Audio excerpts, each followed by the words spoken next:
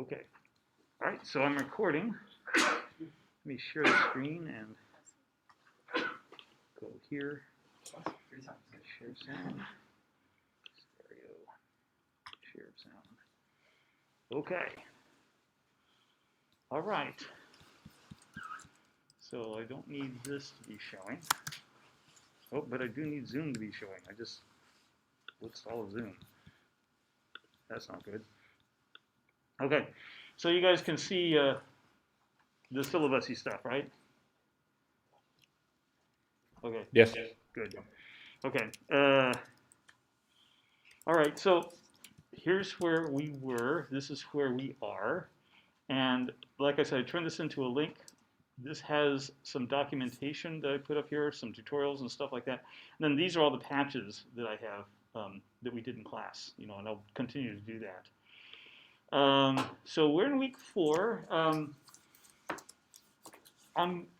We built some flexibility into the schedule here, and I'm going to kind of go back over a few things in week 3, if that's okay with everybody. Yeah. Okay. It's not too boring yet or anything?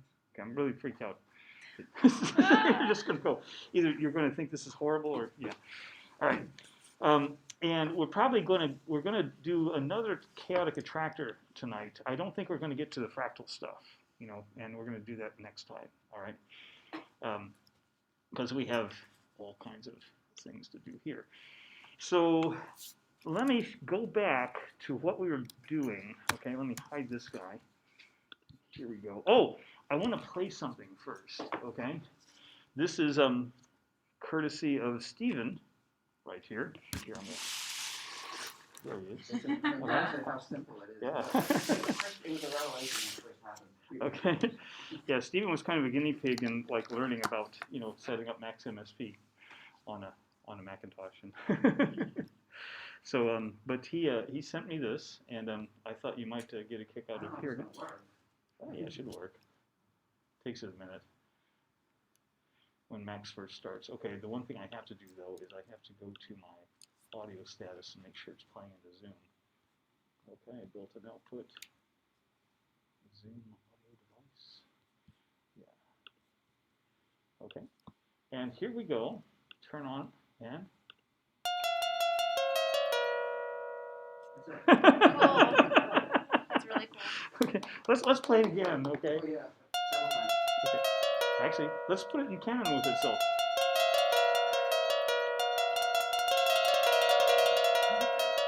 There you go. Has anybody recorded it before?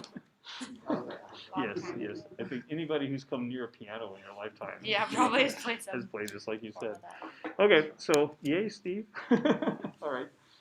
Now let's go, and I'm going to go back to what we just finished with, and I want to point out, first of all, I want to go through, I'm not sure I did a really good job of explaining, I want to go through the path of the variables as they go from what we type and then get into processing, because I think it's really good for you guys to understand that, okay?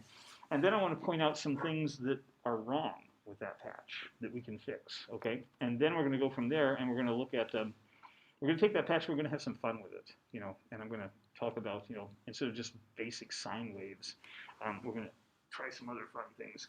So I forgot to turn on my cheat sheety thing, so I know what I'm doing. Hang on a second there, guys. By the way, the mysterious character sitting in the back there. This is Ezra Tabool. He just finished his PhD at RPI, Rensselaer Polytechnic Institute, studying with some very close friends, and he's here to do cool stuff at the CMC. Yeah. Also mysterious. Yes.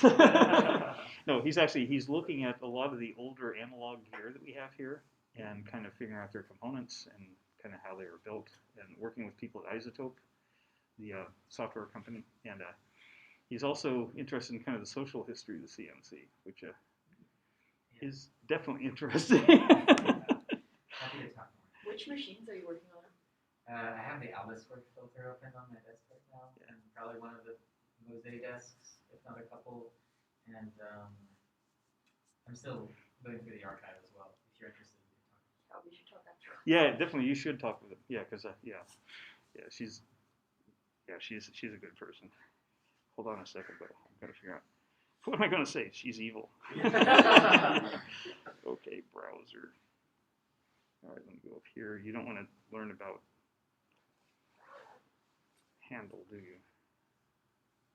Spring? No. Oh, come on, Brad. Yeah. Week 2, week 4. There we go. Yes, open. All right. So, let me bring up my Max patch here, not the hello Elise. Hello world. Yeah, I noticed that all mine have defaulted to Max 7. That's okay. It'll still work at 8. I'll probably change that default pretty soon, but not now. Okay, and here we are. This is kind of what we had, all right? And if you recall, we had a processing patch that went along with it. Let me bring that up. We'll just run it real quick, make sure that everything's happy. And then I want to kind of trace through these things a little bit, all right? Come on, processing. I should have had this started before class. Well, I'll use this to take a drink. Yeah.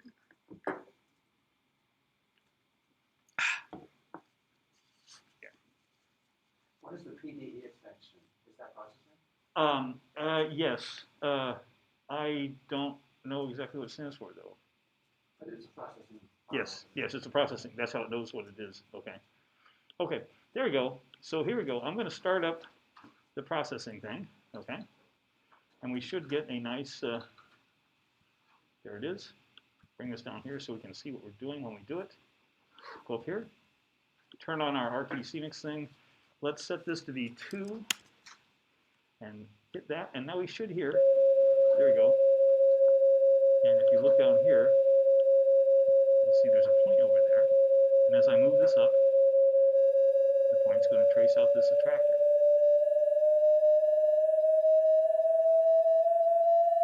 Okay, here we go. There it goes. Ooh, this is the one that's got a problem with it, okay? And we'll talk about that in a second, okay? All right, but first of all, I want to talk about these variables, okay? We have 2 that we're dealing with in this particular chaotic attractor. One is this R value, and that's the one that goes between, say, 2, we say, to 4, okay? How do I know that? Because I do, all right? I'm going to show you a website either to this week or next week that this guy has all these attractors, and one of the things is to know the values, and he's already kind of figured them all out. The other one is this X value, which maps into the Y value that we send to processing, okay? And they both go in here, and that's where we do our crunching of the equation that actually kind of like sets us up for doing all this fun stuff and everything like that, okay? So that's basically what all this is. And like I said, we got some mistakes in there that I'm going to go back and fix. But the critical thing is it's sending out that X value that we got in, and then when we crunch in the equation, that max message says, send out the X value. So the X value comes out, and we have to do this because we're also getting bangs out that make the thing go over and over and over again. So this says if you're a floating point number or you have a decimal point in it, send it here. If you're a bang, send it up there. And the other thing we're doing is we're taking the R number and we're just directly sending it here. Now these 2 values, this thing where it says prepend to /y value and /r val, those are open sound control things, okay? That's how you tag your data that's going to be sent. So that when processing sees it, it knows which number is the Y value and which number is the R value. And we send it by saying UDP send, and I forgot to mention, you also have to say local host there because we're running on the local computer. What that implies is that you can actually use this on remote computers, which is kind of cool. I had a really great demo set up when I was back out west on Whidbey Island, but then I couldn't get around our house's firewall. And it was not a very good lesson that day. Such is life. Okay, and we made up this port, 7878, and we can just choose a number between like 2,000 and like 20,000, I think, or 60,000 or something. I don't even know how high it goes. The only thing is we have to be consistent. That number then has to match that number. Because what this does in processing is that this sets up this new OSCP5 thing, which is basically a thing that just sits there and listens for stuff on that port. And when it gets that stuff, it calls this function.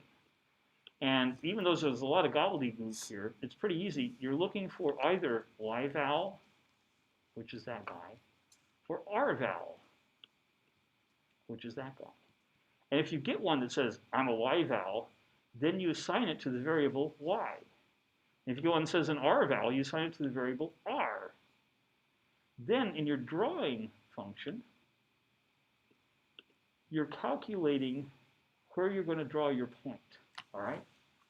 Now, the rval is between 2 and 4, and we need to turn it into between being 0 and 500, because that's the range of our x pixels. And all this nonsense here is just a little bit of simple math to do that, okay? And then the yval, the only thing we had to do weird there is to flip it over so that instead of going from height down to 0, it would go from 0 to height. Now, we don't even have to do that, though, okay? There's a much better way to do this because it's such a common operation. What you can do is you can say xval equals, right, map r, then, oops, r, was it r or rval? What did we get? R, yeah.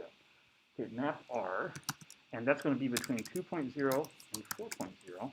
We want to map it between 0.0 and 300.0. Or actually, we can just say height, or width, excuse me. Yeah, and you have to learn how to spell width properly, too. There we go.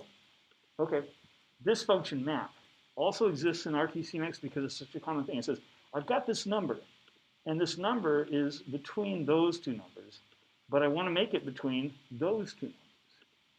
And then it gives you the value. So you don't have to do the math. You don't have to do all that nonsense. You know. We can do the same thing with the yval. We can say yval. Well, that's ridiculous. But let's do it anyhow. Map y. And it's going to be between 0.0 and 1.0. And we're going to map it to be between height and 0.0. Okay? And that's my inversion. Instead of being between 0 and height, it'll be between height and 0. So that'll flip it around for us. Okay? So this will work just as well as the other. Okay? And just to prove it, I'll prove it. Okay? Here we go. Turn this on. Get that guy going. Hit the text. Hit our R value.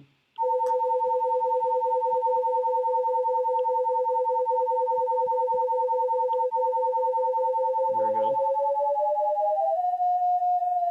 Now, this is an older version of the plot that I did, and we're only getting one lobe.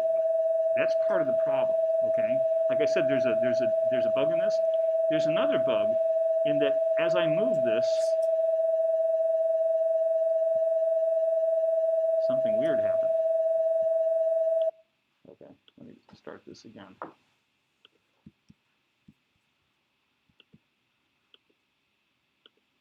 There we go. All right. Let's get this guy going. Get that guy going.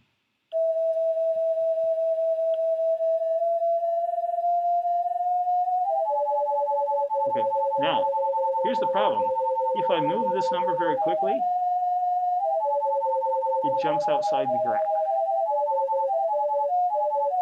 Ah, it's not being a good graph at all. That's just terrible. I hate it. Okay, why is it doing that? Well, look in here, okay? We're sending this x value out only once after we've calculated 4 points, okay? And it's sending it out at the very end in time after calculating those 4 points. The R value we're sending out immediately. So what's happening is that the R value is being timed differently than the X value coming from here. So the R's and the X's don't actually line up like they should, okay? Tell you what I'm going to do. I'm going to go to my safety thing and bring up a patch that I've already done that has this fixed and show you what it looks like. Okay. All right. What I did was, instead of a single max message at the end, I moved it up here right after the wavetable. And notice that it's now not just sending the X, but it's also sending the R, because that X and that R are then matched at the same time, okay? Now that makes a little bit of a problem in the max part, in that no longer do we have a single float coming out, we have a list. So I say, if you get a list, send it out, and then the way to get those separate numbers, those two numbers, is to use this unpack thing. And you just give it the two types. I'm going to get two floating point numbers. So we'll send the first one out here, which is Y val, the second one out there, which is the R val. Let's start this guy up again, and it'll be so much happier now. Where is my TV? Where is it? There it is. Yeah, okay. So I'll start this up. Here it comes. Now I'll start this. Boom. Set my R to 2. Get my text, and now.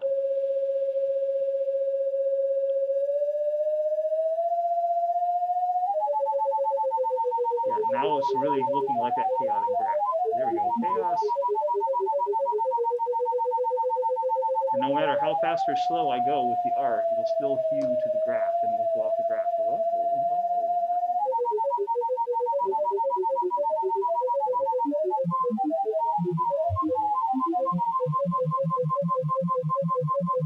That's cool. Okay. So, much better, much better. And ultimately, we're going to want that graph. This is what they actually look like, okay? I'll get rid of this. That's what the population, this is like a goofy version. You notice that I have a few things in here, okay? But there's the equation for it, okay?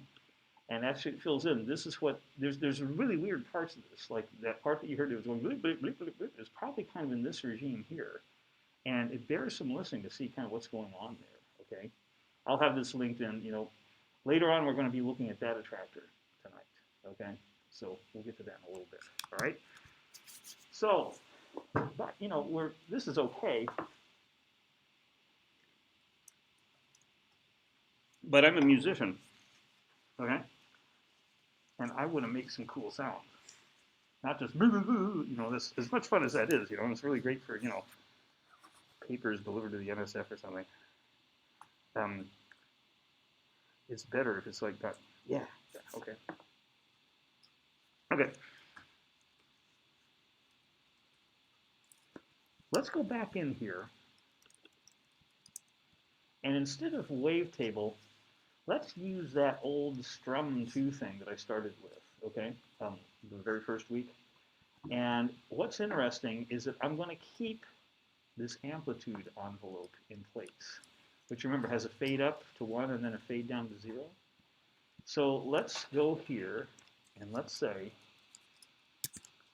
strum2.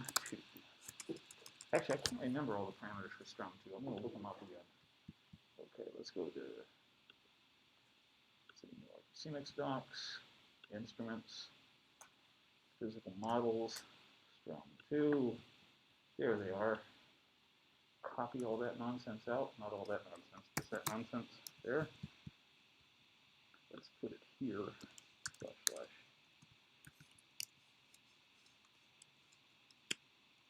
Okay. And let's put it right here so I can fill it in. And we're going to fill it in by saying outskip is ST. Our duration is in fact jur. Our amp we're going to say is amp times amp n. Our pitch is going to be freak. I do have a question. Yes. So that's my question about naming files. So you're still working with that same one file and just saving it and Right. nothing happens? Right. In this case, I'm just saving it over itself because I probably should change the name now. Okay. In fact, I'll do that. Yeah, as soon as I get out of here. But it's not asking you to rename, which is what happens behind. Right. You know what I think you're doing is I think you're hitting save. Watch what happens now. I've got that script open. Yeah. If I hit save, it'll do that. Yeah, that's what I'm getting. You have to close the script and then just save the patch. Okay, I'll show you in a second. Okay, so basically I close this, and now let me, yeah, yeah. Now if I hit save, it does it. Okay. Okay, so I think you had probably the thing open, and the thing that it was trying to do is it's trying to save the script as a separate file. Right, that's what I was. Right, which you can do, but you don't need to because it will also save the file with the patch. Okay. All right, squish. It's a number between 0 and 10. We're going to use 2. Decay time, we'll just say jur. And our pan, we'll just say is 0.5 for now. All right, so this is going to be interesting because this is that strum 2 instrument, only it's not going to have the pluck at the beginning because we're fading it in. So it'll be kind of a slightly different timbre. Let's hear what it sounds like, okay? So let me start this up and get my text, hit this guy, bring it back down to maybe 2 something. Okay, here we go, and hit this. All right, now let me turn this up a little bit.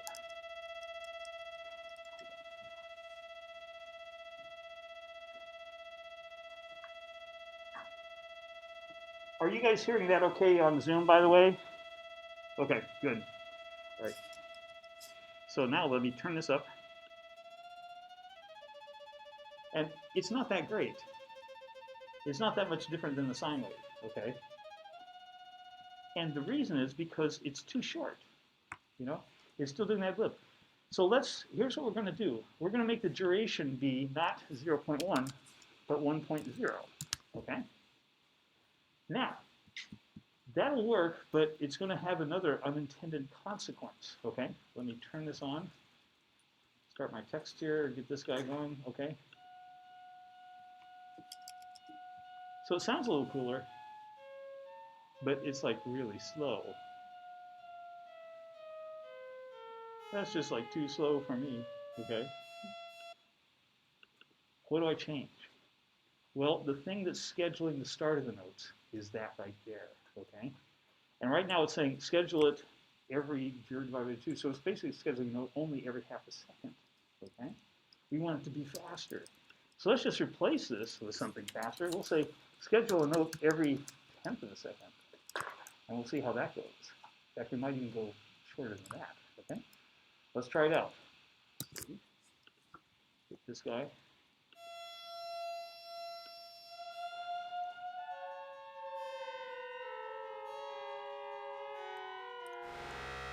Uh-oh.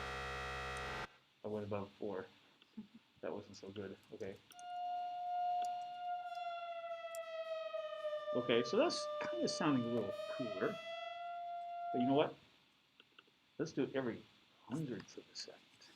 We got a lot of notes there. Too many notes, probably. Okay, here we go.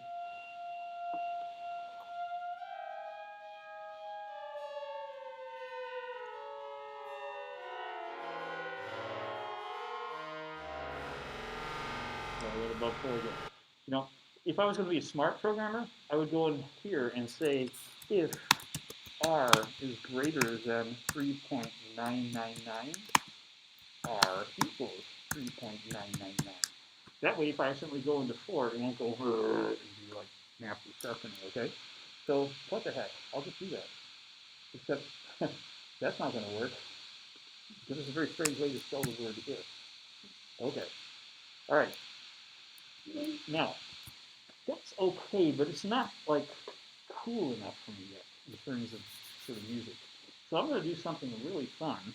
I'm going to say, you know what? I want to add a lot more notes to it. I want them to kind of go on, you know, and I could like make the duration shorter or something like that, you know, but that doesn't really get me where I want to go. Instead, here's what I'm going to do. Get rid of those. Maybe this guy. Watch this. I'm going to bring in a new RTC mix tilde object. 2 channels. And I'm going to connect the output of this one to the input of that one. And then I'll take the output of these and connect it there. And then I'm going to take a bang so I can start this one off. Well, what's the second one going to do? Well, it's going to apply some signal processing to the output of that one. And the way I'm going to But what I'm going to use is, let me go back out to my documentation. I'm going to go to one of my favorite instruments for doing this kind of fun stuff. It's a delay called pan echo. Stereo ping pong echo with feedback. All right. Like I said, part of this class is I want to teach you guys new RTC Mexi things to do. So this is a new RTC Mexi thing to do. All right. Now, what does pan echo do? Well, I give it an out skip. Well, I want to start processing the signal right away. In skip, this is only useful if you're reading a sound file. If you're doing it in real time, like we'll be doing, you can't skip in like 5 seconds in the future or anything like that. Okay, juror, we want to go like for a really long time. Amplitude, now this is interesting. This is no longer that weird 2 to the 16th stuff. This is a multiplier. So it'll be between 0 and 1. And we just want it to be as loud going out as it is coming in. So we just say multiply it by 1.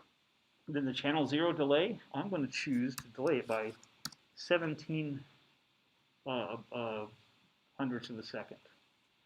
The channel 2 delay, I'll delay that by 21, 0.21. Feedback, I'll say 0.7. Ring down juror, that doesn't matter because we never stop the note. Input channel, we don't even need to specify that. That'll just come in. All right, now, it should work. But I'll tell you something, it's not going to work, okay? So now I turn this on. Uh-oh, I don't hear anything. It's working because look, my numbers are changing. Oh, I forgot to start this. Oh, uh-oh, nothing happened again. Why not? It had a fatal error. Oh my God, a fatal error. This is terrible. What was the fatal error? No input source open for the instrument. Aha, that tells me what I need to know. I forgot to tell it where the sound is coming in to be processed. And it's coming in through the audio.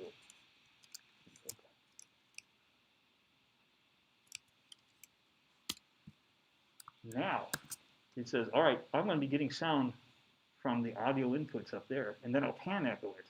Now we should have more fun than words, okay? So let me start it up, start this guy up.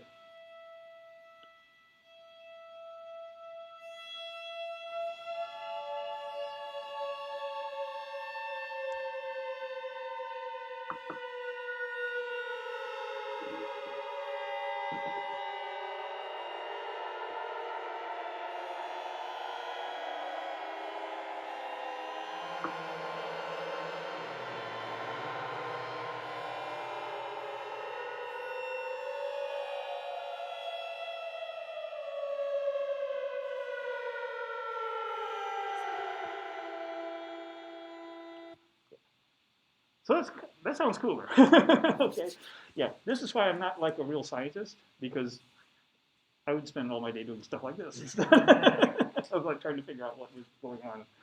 Okay, so that's kind of the fun that you can have with this, you know, and the fun doesn't even stop there. You can do much more. You can actually use RTC Mix to call into like Logic and play some of their instruments if you want.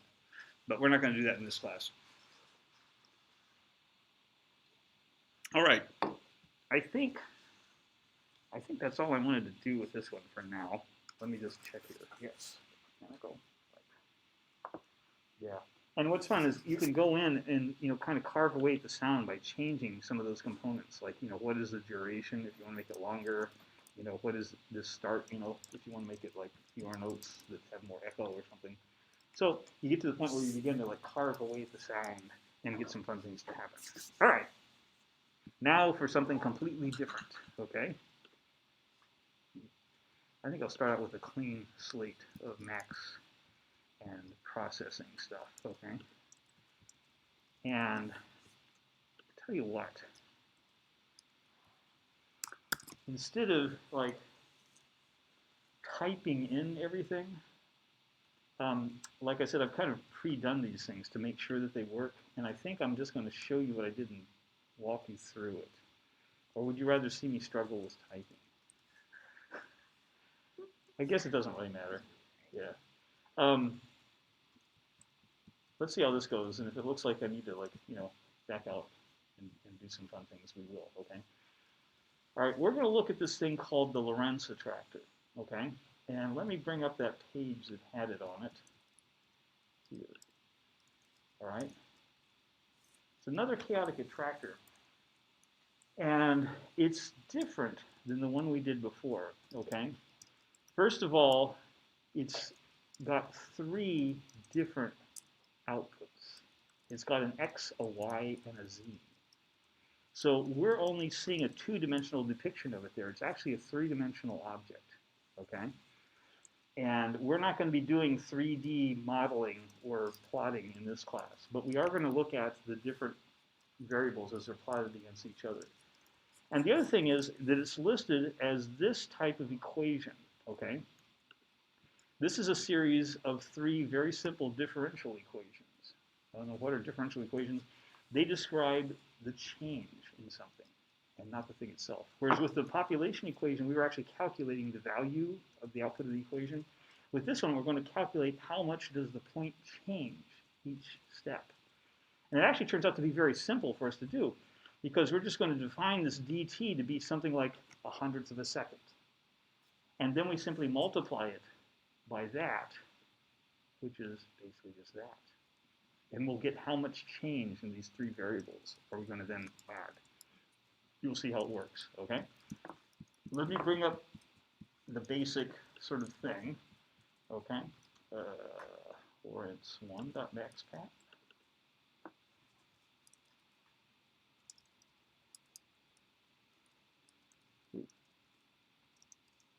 Okay, come on, come on. Yeah, I probably shouldn't quit maxing this because I'm not sure why it's taking so long. Does it take you guys that long? Or do you have like faster cooler max? Yeah. Yeah. All right. So basically, this is the basic patch here. Now notice that this time we have x equals 1 point, y equals 1.0, and z equals 1.0. We have to initialize all 3 of those variables to something, okay? And I basically just put one bang up here that allow me to like bang them all and get them in there, so I don't have to like hit each one separately, okay? Then the output is going to be a list because we have the x val, the y val, and the z val coming out this time. Well, how do we calculate it? Well, here it is. All right. These are the basic Lorentz equations. And this is where we take the x, we calculate it, then we put the x back in, we calculate the y, we're going to put the y back in. So that's the iteration. We're still going to like do this recursive kind of thing. But notice that there's these coefficients, a and b and c. All right? Now, turns out for these attractors, those are critical for getting the kind of behavior that you want.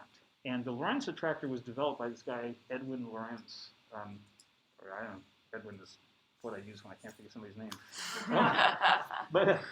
But he was a climate scientist, and they basically, these coefficients correspond to particular things like the Rayleigh number or something like that, which I don't understand.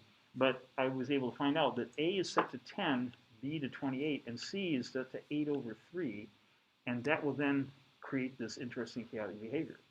Now, here's what's weird, okay? In order to figure out how to plot it, because I've got, pixels that go from 0 to 200 or something like that, I had to figure out the range of the outputs, and they're strange. It's a strange attractor, and nowhere could I find where it would tell me what the range was. How did I figure these ranges out? Well, I made a max patch that did the equation that plotted out the numbers, and I just kept track of what the highest and the lowest number was, and I ran the patch for like 2 minutes. And that's what I got. So again, that's why it's important to kind of, like I said, the very first time, when you're running some of these equations, you just want to look at them and see what comes out of it. Well, we're not going to do that here, all right? Now, remember I said we're going to define this thing dt, which is going to be how much time are we going to jump in each point. This also affects how interconnected the plot will actually be, too, because that's how much the little dot is going to jump, okay? And then we simply calculate our equations, okay? And then we calculate our x. This calculates the dx, the dy, and the dz, which is how much has it changed. And we simply say x, and we multiply it by that how much has it changed, and the time, that little bit of change there, okay? Then we calculate the y, same way. Then the z, the same way, all right? Then we go down here, and in this very first iteration, okay, I'm just going to plot the x value, okay? Because I got 3 here. I'm just going to listen to the x value, and I'm just going to, well, I'm actually sending out all 3, so maybe we'll see all 3. Okay, but I'm just going to listen to this, and I'm mapping the x to this minus 25 and plus 25, and I'm going to map that to between 100 hertz and 1,000 hertz. So that'll be a nice range of hearing for human beings, okay? And then I create a wavetable. All right, let's hear what it sounds like first, okay? And then we'll bring up the processing patch and see what that looks like, okay? So here we go. And the fun thing about the fact that this is kind of self-generating is that we don't have to like move the values because they're all being calculated as these dynamic changes and feeding themselves back into it. So we can just hit it and listen to it.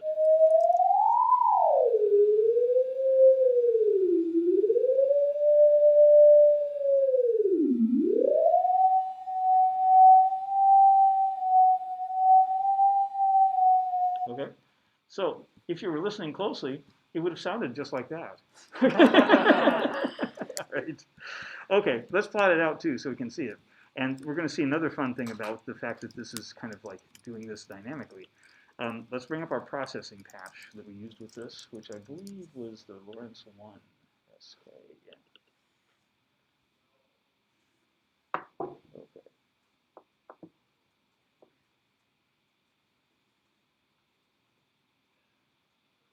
Here we go. Yeah, processing is taking a while to. My poor computer. I like you. Don't give up yet. 2015 MacBook Pro. They don't build them like they used to. Okay, I should probably get rid of that thing. This is annoying. Okay, so what's happening here? Again, it looks exactly the same as before. Okay, now what we're going to do here is we're going to plot the x value by the y value. Okay, because we have to have 2 values in order to get the 2 points that we're plotting. So we're not just doing the x thing, and there's no like thing that we're moving. Like before, it was r and x. Now we're going to plot what we calculate for the x, and we plot what we calculate for the y. And if you remember, I said the y range was minus 30 to 30. This is where this map is really useful because, you know, it's still basic math, but it's just kind of like stupid to have to figure out, oh, I add 25, and then I divide by 50, you know, all that nonsense. This is just say, take my x range and give me something between 0 and width. Take my y range and give me something between the height and 0. So that'll do it. And then I just plot it. And then down here, this is where I get my x val, I get my y val, I assign them to x and y. Well, I forgot to mention, those are also declared up there so that they'll be like usable in every function through that whole thing. And in fact, I'm using them right there, okay? So now, let's run it and see what happens, okay? Get this guy going. All right, and I made this purposefully kind of tiny, and you'll see why in a little bit, okay? But let's go ahead and start this out, send in our initial values, and watch the Lorentz magic.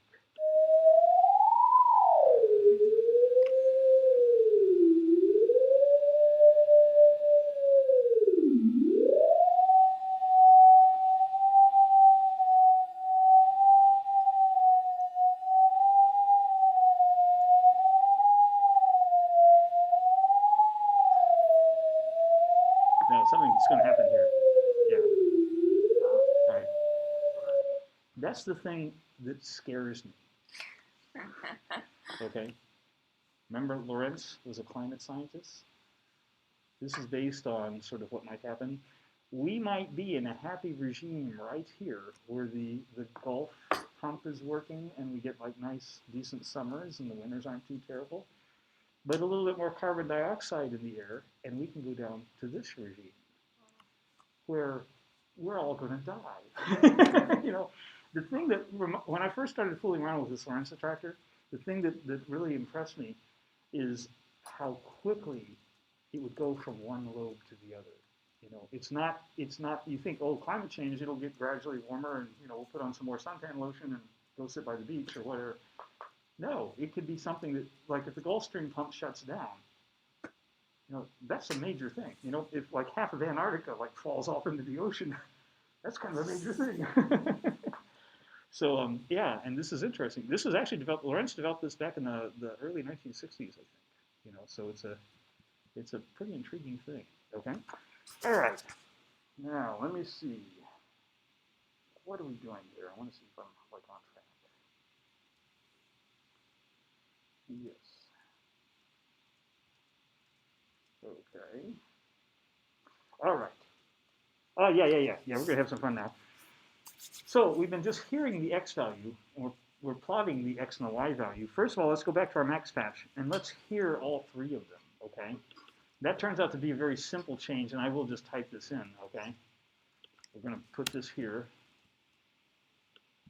We'll take this,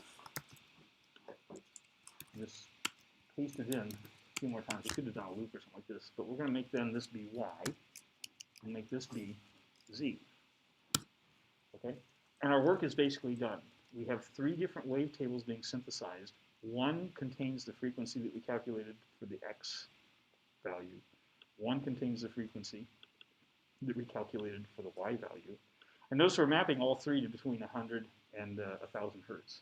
So you're going to hear three different streams, three different wave tables, each one corresponding to the x, the y, or the z. I'm not going to bring up the processing at this point.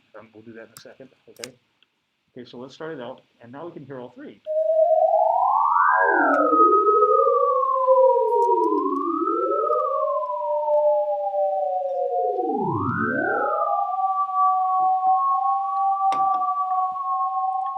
Which can get really annoying after a while. Okay. So now, as much fun as that is, we have a bit of a problem in that it's kind of hard. Maybe we want to try and differentiate them a little bit. You know, if we're using this as like a sonification, you know, we might want to try and see how can we differentiate those three from each other. Okay. And yeah, I tell you what. It's fun to see these. So let me go ahead. We'll do that in a second. Let me go ahead and modify my processing sketch so that we'll display all three. Okay. And in fact, I have one here. Here's my Lorentz TSK. Okay. This basically, notice we have x, y, and z, and I have x plot 1, y plot 1. X plot 2, y plot 2, and y plot 3. So there's x versus y, x versus z, and then y versus z. Now, notice I've done something bizarre here, okay? Mapping the original x from minus 25 to 25 from 0 only up to 200. Mapping the next x from 200 to 400, and that one from 400 to 600. What I did was I made my little windowy screen to be 600. That's why it was smaller here. You're going to see three links all right next to each other. Because what I'm doing is I'm dividing it up so that each one of the thirds is going to have the x versus y, the x versus z, and then the y versus c. So we'll see all three plots, like as if we were looking at all three sides of it, you know, at the same time. Okay? So when I start this, brings up a longer thing like that. And now watch what happens when I run this. This will be fun. Get this out of the way here a little bit.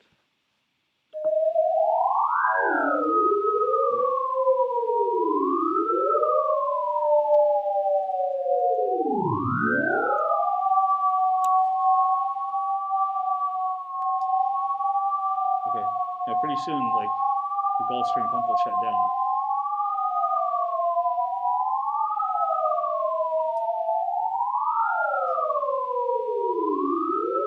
There it goes. Now they're all moving. Yeah. So, yeah, it's chaotic.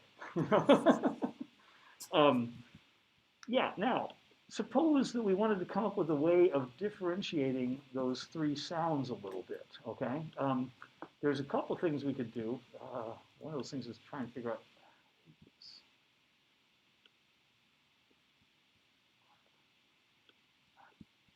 See what I had to do? People on Zoom can't see that. All right. Okay.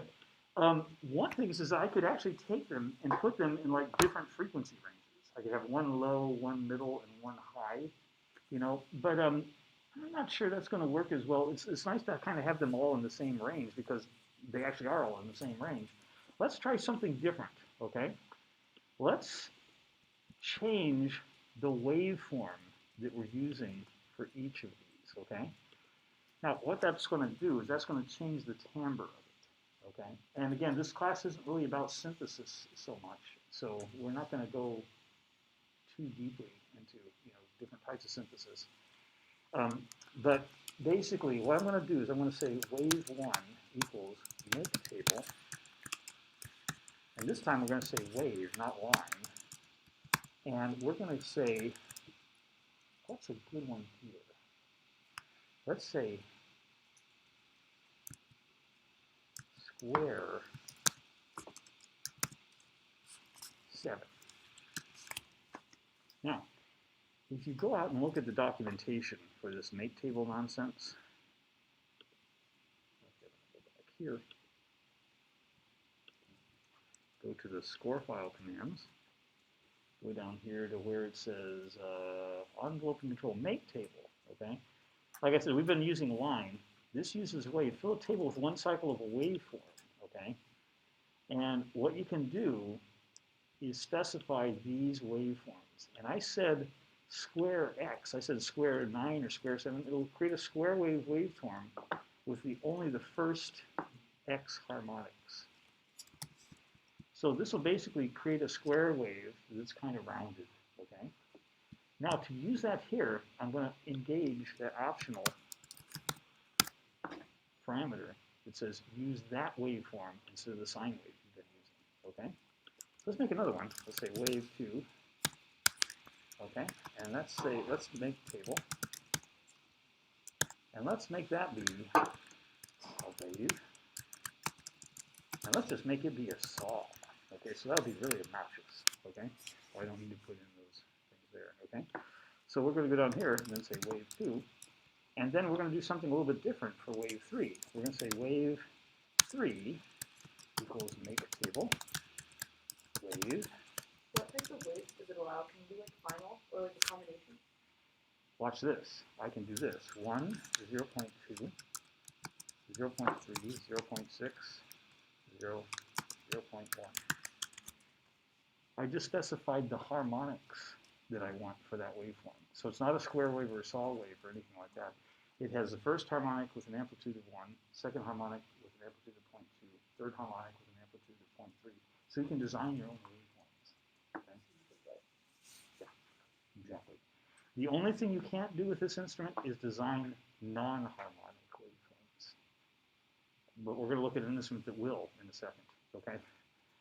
We got it all here. It's just like, you know, Brad's Emporium of cool sounds, okay?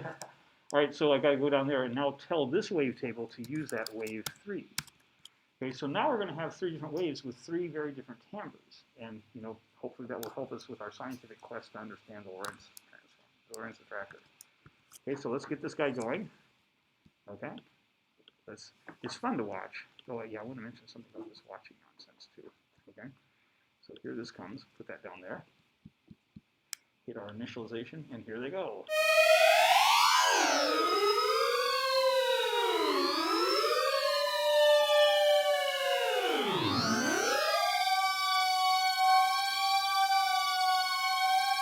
Well, I think you know how that story goes. Yeah, right. So much better, isn't it? Yeah, again, this is just an experiment, you know, and trying to see if you can carve away. It might be more fun to make one a sine wave, one a square wave or something, you know, see if you can get out, you know, something like that. However, there's a different thing we can do, all right? And this different thing, I won't quit max this time. Let me stop my thing here. I'm going to bring up something I did already, okay? Where is it? Dang, I can't read. Yeah. Yeah, my eyes are like tired. Oh, here we go. This. Okay. I'm going to bring up a patch that has just one RPC mix instrument in it. This one, FMinst, okay? And you notice that I'm using this kind of real-time control to connect different things to inlet 1, 2, and 3. Well, what are those different things? Well, let's look at the documentation, okay? Let's go back here, go out to our instruments, synthesis, go down to FMinst, okay? What an FMinst is, it's a type of synthesis technique called frequency modulation, okay? And it's very powerful and used a lot in computer music. Basically, you only specify 3 parameters. One is a thing called the carrier frequency, the other is the modulation frequency, and then a thing called the FM index. And the thing it does is that it will create, when you run it, it produces harmonics at the carrier frequency plus and minus the modulator frequency, the carrier frequency plus and minus 2 times the modulation frequency, 3 times the modulation frequency, on up. How many of those? That depends on what the FM index is. If the index is set at 10, it'll make 10 pairs, okay? So think about it. If I have a carrier frequency of 200 and I have a modulation frequency of 100, that means that I'll get harmonics at 200, 300 and 100, 400 and 0, 500 and minus 100, 600 and minus 200. They're all aligning on harmonic series. So I'll get a nice harmonic sounds. Now, what about those weird negative frequencies? Well, negative frequency is just the regular waveform flipped upside down. So you just take every number and multiply it by -1. So instead of sine wave going like this, it'll go like that, okay? Now, but here's where it gets interesting. You can say I create a carrier frequency of 100 and a modulation frequency of 177 hertz. Then I'll get a frequency at 100. I'll get a frequency at plus and minus 277. I'll get a frequency at plus and minus 521. I just made that up. I'm not that good at math. But you see what happens. Now they're aligning on a non-harmonic series. And that's one of the strengths of FM. It's a very powerful synthesis technique. I'll put in a link to kind of explanations of how it works and everything. Just a little bit of a side story here. Did you hear about this, Mina? Do you know about the FM patent? The patent? Yes. Okay. Oh, are they expired? No, it hasn't expired. Has it expired? Maybe it has. I don't know. I think it just expired this year. It could be. You might be right. You might be right. The good news is, well, here's what happened. John Chowning, really super nice guy, founder of the Stanford's Computer Center for Research in Music and Acoustics, CARMA, you know. He was in the late 60s working at Bell Labs and learning about this computer music stuff. He was on leave from Stanford for a year. So he said, oh, I wonder what happens if I try this FM, same thing that radios use, but I do it in the audio domain. And he kind of discovered this very powerful way of synthesizing stuff. So he said, oh, this is pretty cool, you know, especially back then because computers had things like, you know, 200 bytes of RAM. I was going to say 200K, but no. I think the 3081 IBM that we used at Princeton had 2K of RAM. Whoa! How big was it? Oh, it's like, you know, that's where you had to like take your punch cards and stuff to the high priests that were working back there, and they look at you and go, any errors? No, sir. Please run my job. But anyhow, Chowning invented this thing, and the people at Bell Labs said, hey, John, that's pretty cool. We've had a real good run of stuff that we've invented here. Why don't you patent it? So he did. Seemed like a nice thing to do.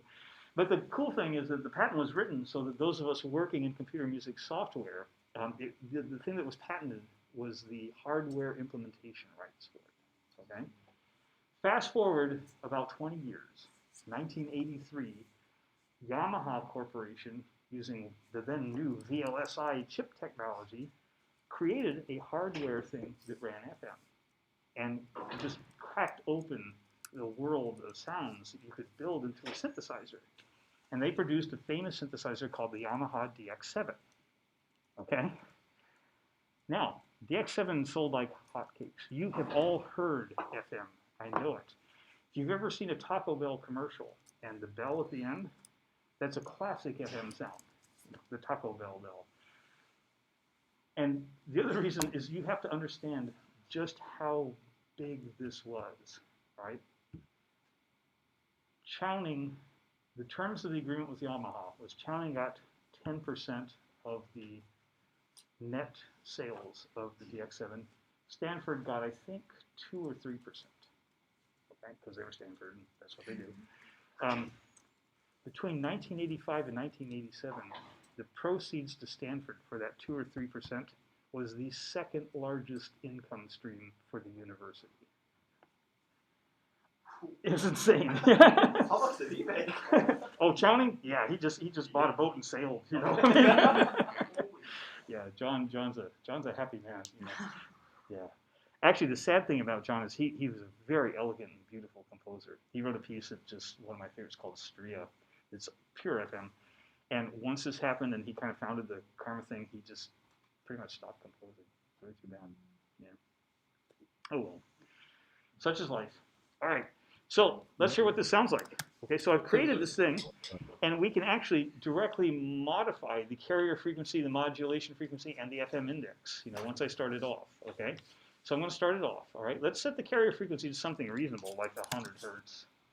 Set the modulation frequency, we'll do what I did. We'll say that's, let's set the carrier frequency to 200 hertz, modulation frequency to 100 hertz, and let's use an FM index of maybe 7, so we'll get like 7 harmonics, okay? Sounds kind of cool. Sounds sort of woodwindy, okay? Now, the other thing is you can actually envelope this FM index and go wow, kind of like that if you want, okay? But just to show you, I'll just...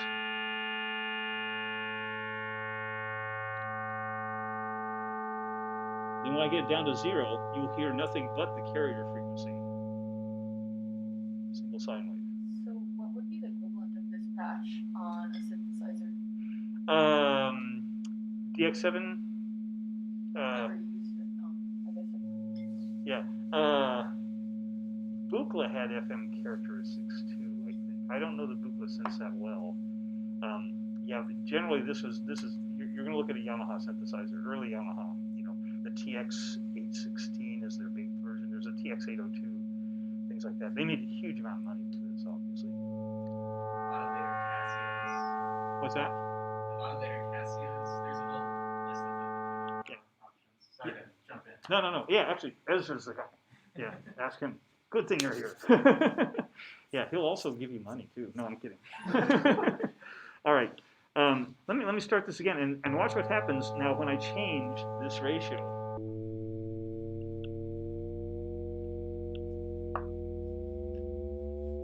So I start getting like weird sounds, bell-like sounds.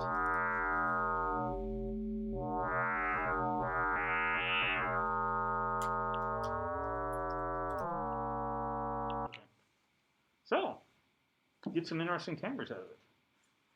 Now, look closely. I see 3 things that we can control, right? What's the Lorentz Attractor putting out? 3 things, X, Y, and Z. So let's make a Lorentz patch that has those 3 guys, all right? Hold on a minute. Which I have done. Let's go here, and I think it's Lorentz. I think it's Lorentz 3, Lorentz 2A. Uh-oh.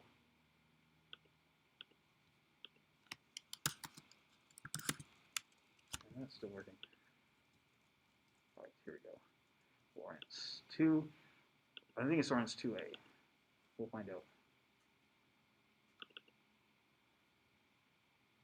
Nope. That's still got my wavetables doing stuff. Okay. Let's see. There it is, Lorentz 3. I thought it was Lorentz 3. I just didn't see it. Okay. So here we go. And if we go in,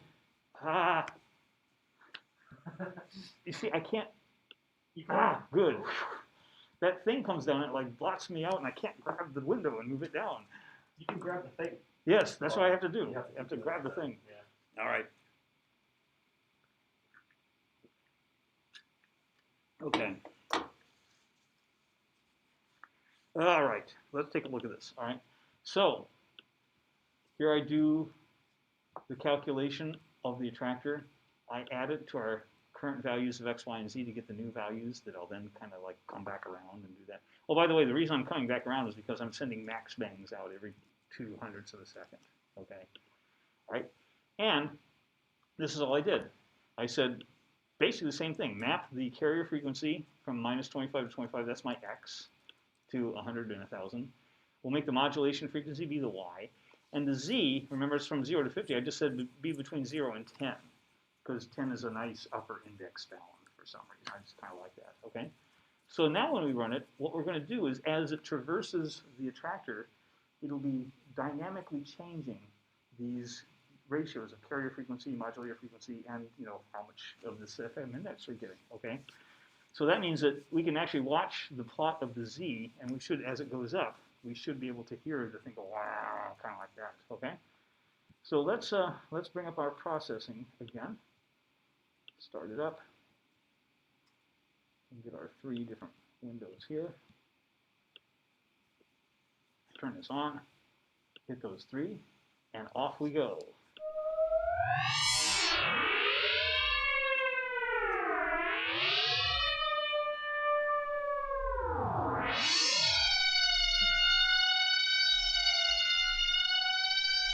What's interesting is it's almost harmonic there, Oh.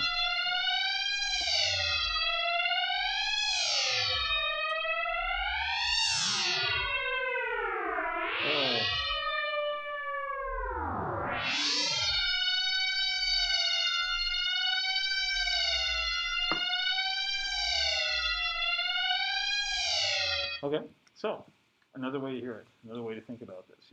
I'm not sure if that has revealed anything to us, but it's cool. Okay, all right. Okie doke.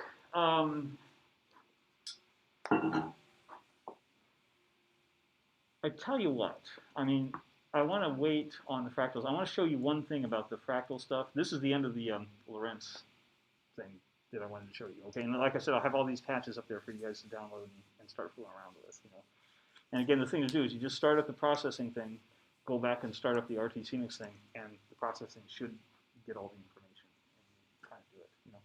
One of the things that I thought about doing with this was actually setting up 3 different sketches, each one having a different port that it was listening to. But I figured that would just be a real pain in the butt to restart all the time, because I'd have to go to one sketch and another sketch. So I thought, well, this is going to be a little bit simpler just to kind of do it like that. Okay. Tell you what, I do want to show you one thing.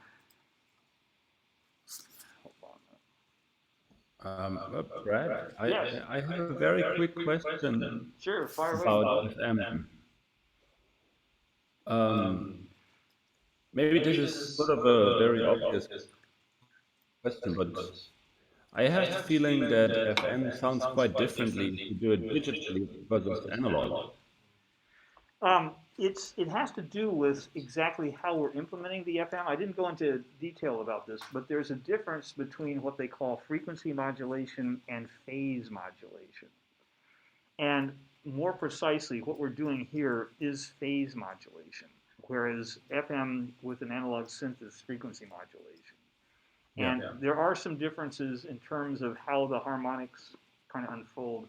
With phase modulation, they're controlled by the second order partial differential equation called Bessel function, okay? And it changes kind of the humpiness of it. I'm not sure what plain analog FM is. Ezra, do you know what plain analog FM, how it's, what kind of determines the amplitude of the harmonics in it? Is that also Bessel functions too? No, I think it's a lot simpler. It's just the sum and difference. Yeah. So the analog version is a bit smoother in a way. Like when you do the index, it doesn't go wow, wow, wow. It goes wow, kind of like that. Does that make sense? I think you're muted. Yes, I'm muted. Okay. I was hoping it made sense because otherwise I was going to have to go wow, wow, wow again. I didn't know. All right. Okay. I forgot to bookmark this. I'm going to have to find this. Okay. Let me go up here.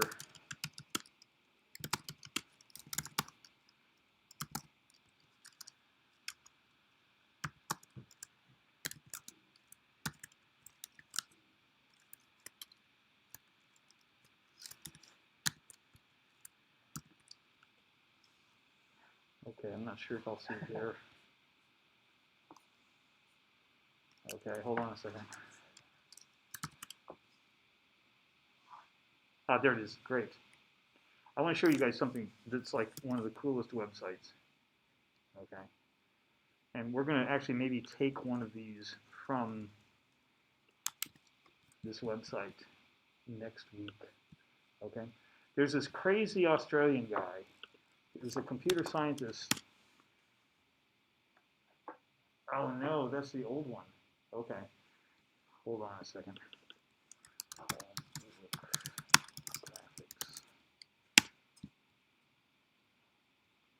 Here we go. Ah, actually, no, that's not what I want. Yeah, this is it.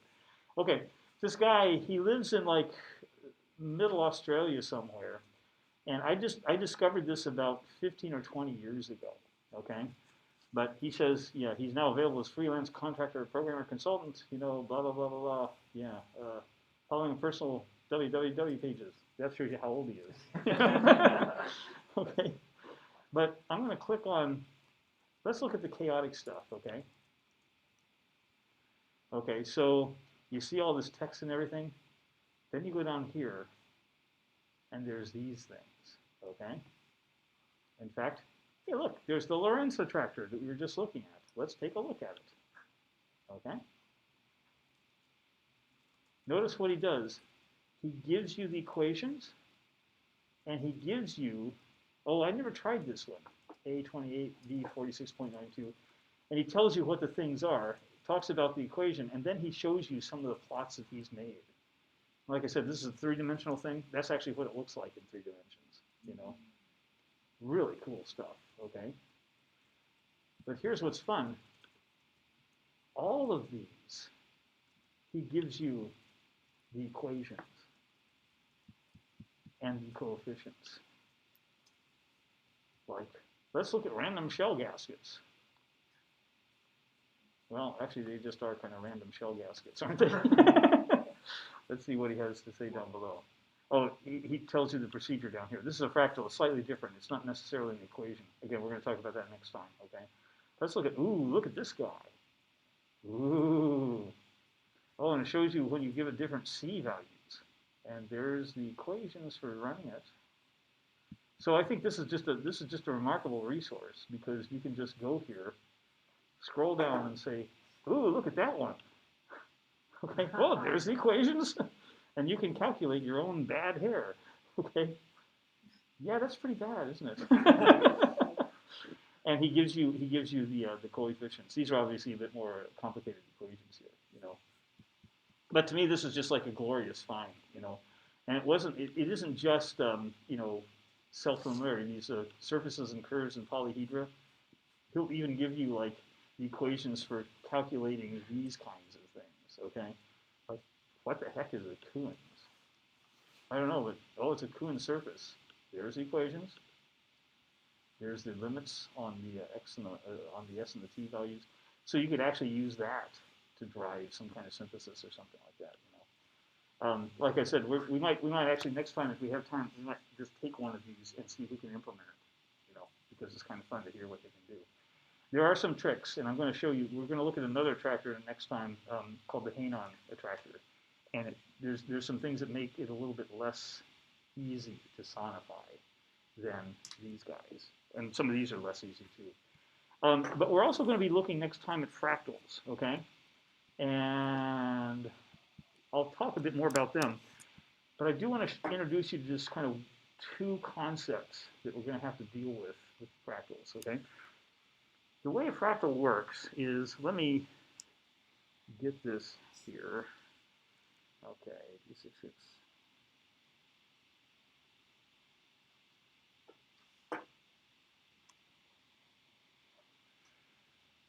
That doesn't make any sense.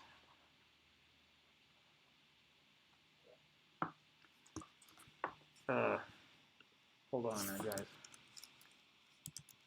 See, go back, see data sonification. Okay.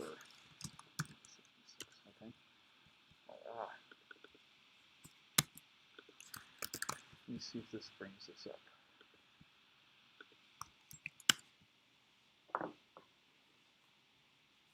that's the wrong one. Okay, hold on a minute.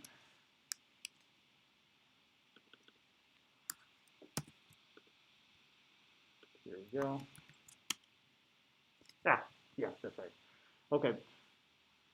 This is the essence of fractals, and you probably know this, but basically it's a recursive procedure, not necessarily an iterative procedure, because the recursion is that you start out with some basic shape, and to recurse, you take the elements of the basic shape and you treat them as if they are then the basic shape.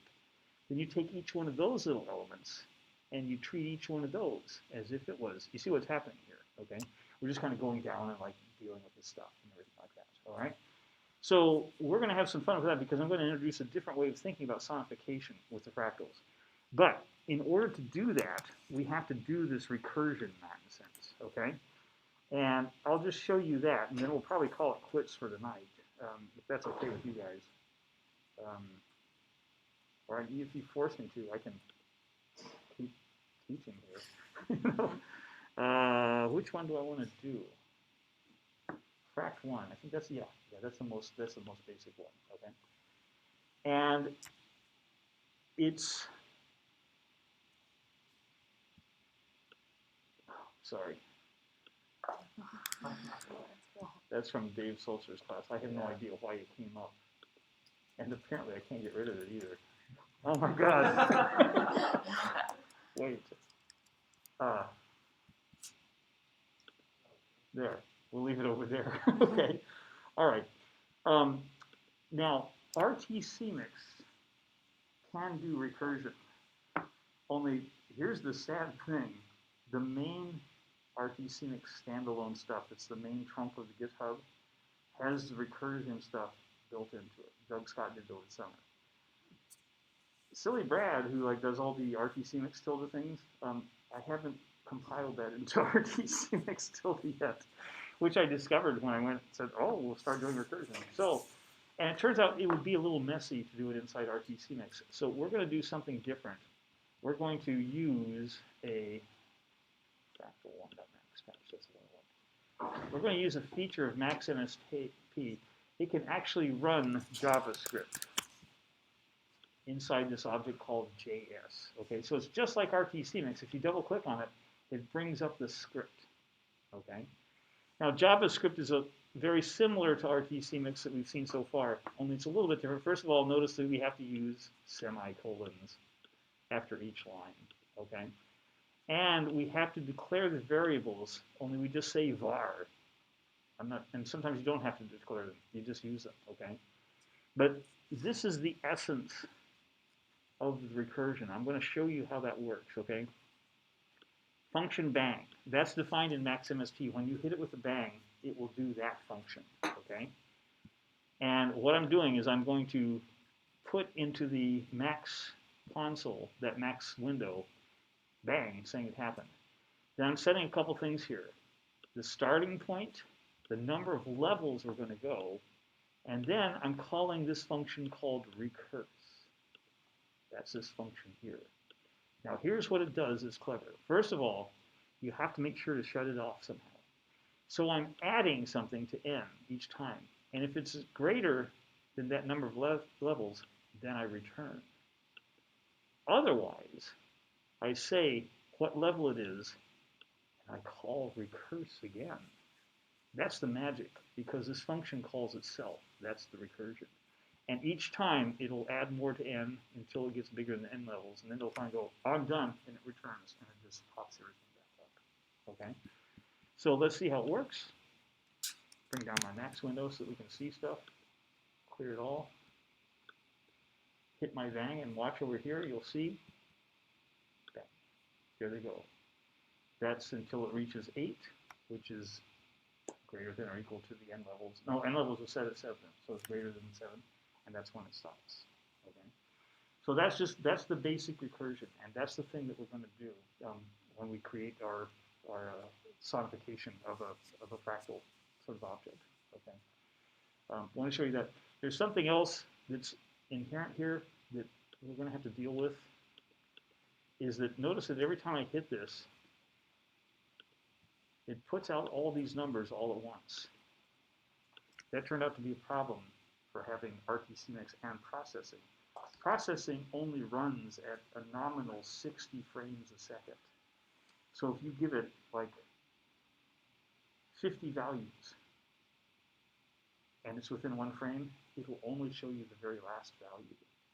So I came up with a scheme for doing that too, and you'll hear it next time. Okay, yeah, I thought, last time I thought I just went a little bit overboard and people were just kind of like blurred out. And so I thought I'd kind of like leave it here because this is kind of like a nice stopping point. Next time we'll do some more. We'll do the fractal thing, and then we'll do a couple other strange chapters. And then we're going to move on to actual data and start doing some fun things with that. Okay, so any questions so far? Yes. So when we're doing the Laurence Attractor, we're actually like mapping 3 variables to the 3 images of processing. Yeah, each image of processing, okay, there's an X and a Y axis, okay, Yeah. and what I did was I made the X variable versus the Y variable be the first one, the X variable versus the Z variable, and then the Y versus the Z. Is it a derivative of the variables? Not really. It's just the reason. It's just showing you the plot of one against the other. Okay. So it's not like the 3 planes of the 3D, the actual 3D graphics of them. Yeah, it's like if you took one of those 3D things and you just sliced it along the XZ plane Oh, so it's, or along the XY plane, and you're seeing the projection of it just okay. based So on it's those. projections. Exactly. That's what it is. But can we do the actual 3D? You can. In fact, processing has 3D plotting capabilities in it. Okay. Look at the documentation and give it a try. That'd be way too much for me to try in this class. Okay. Okay. Thanks. Yeah. Oh, that reminds me. I did want to show you one thing. Okay. Let's go back. And remember, I said we did some things wrong with the logistic equation.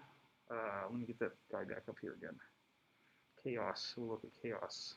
It doesn't matter which one we look at. Where is it? Let's look at chaos. Yeah. Okay. All right. Wrong one. Okay. Here's one of the things that I did that's not really great. Okay. Every time it gets a bang, so every 1/10 of a second it gets a bang, it's doing this. And it's also doing all that. You don't have to do this every time. You only have to do this when R changes its value. So if I was being a better programmer, I would actually check to see if R had changed its value before I actually did this, Now, realistically, it's not that big a deal. I mean, because that's one of the most simplest loops you're going to have, But just keep in mind, if you're going to be like an actual good programmer, you might, never mind, I'm not that. Yeah. There's other things, like checking to make sure it doesn't go off above 4.0. We did actually add that to one of them, so like a little bit about life. But there's some things that you can do to clean this up. Again, the point that I'm trying to do here is just to show you how this stuff works, and then, like that's why we're not doing a full 3D thing. It'd be wonderful to see this glorious thing unfold in 3D, I'll let you do that. Okay, any other questions from anybody? Yeah, question about that. So, like what you're saying, to make it more efficient and all this stuff Yeah. is because with RTC mix, the values will persist. Like Yes. once you have it once. So like for having dir, you could put like text x equals 0, dir equals whatever, Mhm. and then you don't have to divide it again. Yeah. Just do it once. Yep. And in fact, RTC Mix has a mechanism for doing this. We've always been dealing. Remember when you double click on it, it says script 0? RTC Mix has 20 scripts. And you can actually access a secondary script that you just hit at the beginning that will define all that stuff for you. Yeah. Again, it doesn't make sense to show it now because it's going to confuse the issues a little bit. Okay. If I had 2 RTC mix blocks, they would talk to each other. They would share variables. No, they don't. No. Not in MaxMSP. In Unity, they do, however. Okay. Okay. Yeah, that is right. Yeah. It's a feature, not a bug. Yeah, but these guys are completely separate, and that's true in PD also. And in open frameworks, we don't have separate RTC mix objects. Okay. Yeah. Anything else? Everybody cool? Yeah. Okay, I'll try and get the stuff that we did today up on the web pretty quickly, so you can take a look at it, download it, and try running it. You know, see what goes. Yeah, I don't document very well. You know, I'm assuming you have to hit that first. You know, then you have to enter that and stuff like that. Maybe I should put in some comments that says, "Click this first." Okay, you'll figure it out. It's part of the fun. Okay, everybody. Any questions from the Zoomers? You guys all cool with this? Yeah, Margaret, you had a question? No? Nope, I don't. Okay, good. Oh, sorry. Yeah. Anybody else? Nicola, you had a question or anything? Okay. All right, in that case, I'm going to shut things down. Let me stop my share here. And let me stop recording.